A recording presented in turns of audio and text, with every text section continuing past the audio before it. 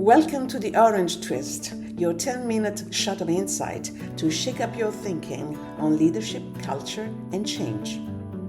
Hosted by Giovanna D'Alessio, Master Certified Coach.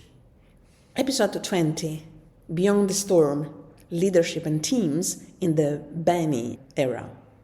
The term BANI was coined by futurist Jamais Cascio as a response to the evolving complexity of our world. A world where the old VUCA model, volatile, uncertain, complex, ambiguous, no longer captures the visceral, psychological, and systemic disorientation that many of us feel. BANI stands for Brittle, Anxious, Nonlinear, and Incomprehensible. It's not just a descriptor, it's a lens. A way to understand why our usual ways of leading, organizing, and collaborating often feel insufficient. Let's begin with brittle. Brittleness is deceptive. It looks strong until it doesn't. Think of the global supply chains that snapped during the early months of the pandemic, or of the leadership models based on total control, which failed catastrophically when teams went remote overnight. Let's go deeper. I once coached a senior leader in a medical device company. Their compliance structures were so rigid, so perfect on paper, that when a new EU regulation came into play, the whole documentation process collapsed. There was no room to adapt, no space to question, no mechanism to update in real time. Their robustness was their weakness. And brittleness isn't just structural, it's emotional. I've seen teams that looked high-performing but fell apart the moment conflict surfaced. Why? Because trust hasn't been cultivated, only efficiency. Brittle systems can't flex. And if they can't flex, they break. Leaders need to ask themselves, where are we over-optimizing? Where have we confused control with safety? Building in capacity for surprise, not just risk mitigation, but regenerative capability is essential. And it's not just about systems. Relationships too need room to breathe. That means holding scenario planning sessions not only for market changes, but for relational breakdowns. Redundancy and emotional resilience are not wasteful, they're wise. Now, anxious. Anxiety in organizations often wears a suit. It looks like over-preparation, endless contingency planning, or the obsession with metrics. But underneath, it's fear. Fear of being irrelevant, wrong, or replaced. I once worked with the leadership team in a top-tier consulting firm. Every meeting started with urgent updates, dashboards, escalations. What was missing? Reflection, connection, breathe. One senior partner admitted, if I'm not the smartest or fastest in the room, who am I? That's the core of organizational anxiety, the identity crisis underneath the performance. But anxiety isn't just internal, it's also relational. A head of HR told me, I'm watching teams talk over each other in meetings, not because they're rude, but because they're scared. Everyone is trying to prove they still matter. So, what helps? First, introduce slow time. Start meetings with a moment of silence or a breathe. Allow the nervous system to arrive before the agenda does. Second, shift some conversations away from problems and solutions. Make room for sensing and naming what's present.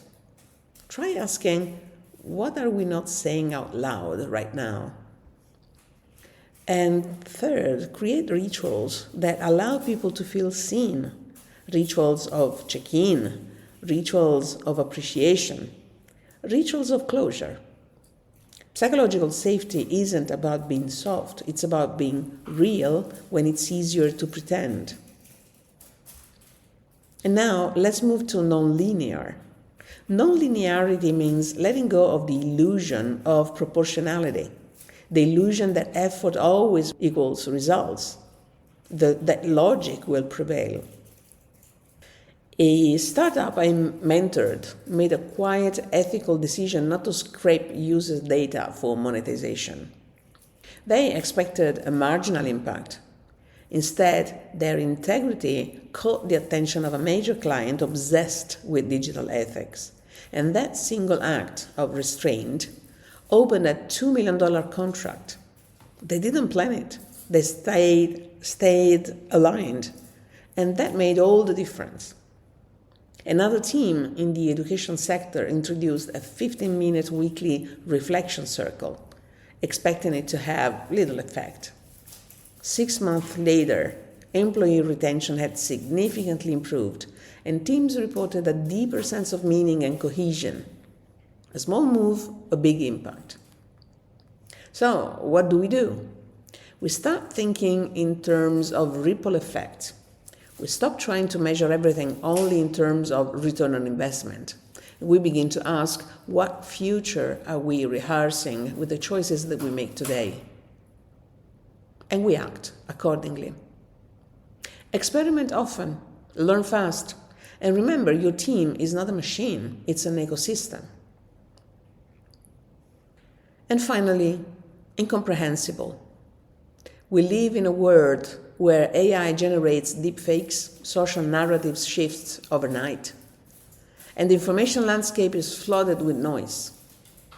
Trying to make rational sense of everything is no longer feasible. I worked with a multinational's crisis team who were trying to make sense of conflicting geopolitical reports to decide on their regional strategy. After days of analysis paralysis, the breakthrough didn't come from data. It came when someone said, what do our values tell us we should do, even if we don't have all the answers? That became their compass. Incomprehensibility often triggers helplessness, but it can also be a call to deepen our inner clarity. So instead of trying to decode everything, we ask, what do we stand for?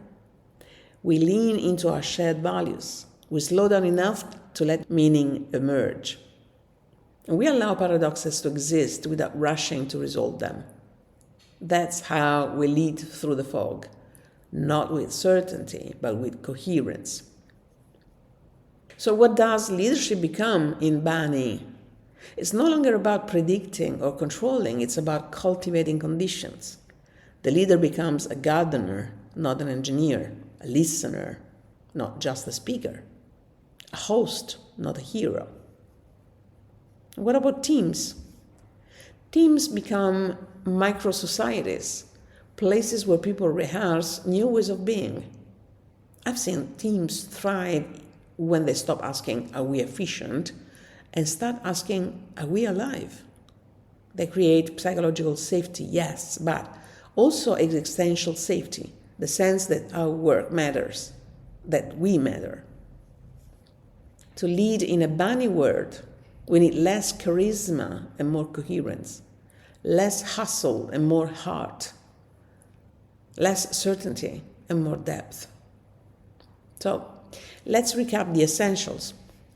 Brittle systems require adaptability, both structurally and relationally. Anxious systems need space, rituals, and honest conversation. Nonlinear systems invite us to let go of control and embrace learning. And incomprehensible environments call us to reconnect with purpose and meaning. In a BANI world, aliveness is the new currency. And here's the deeper twist. What if BANI isn't just a condition to manage, but a teacher? What if fragility teaches us to build beauty into our systems? What if anxiety reconnects us with our deepest needs? What if nonlinearity reminds us to stay humble? What if incomprehensibility returns us to silence and then to wisdom? Maybe BANI isn't chaos.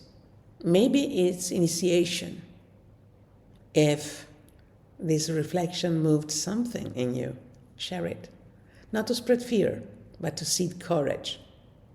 Until next time, this is the Orange Twist, and I am Giovanna D'Alessio. If this episode stirs something in you, subscribe to the Orange Twist, your weekly shot of insight on leadership, culture, and change, served with a twist. So join me next time for another fresh pour of perspective.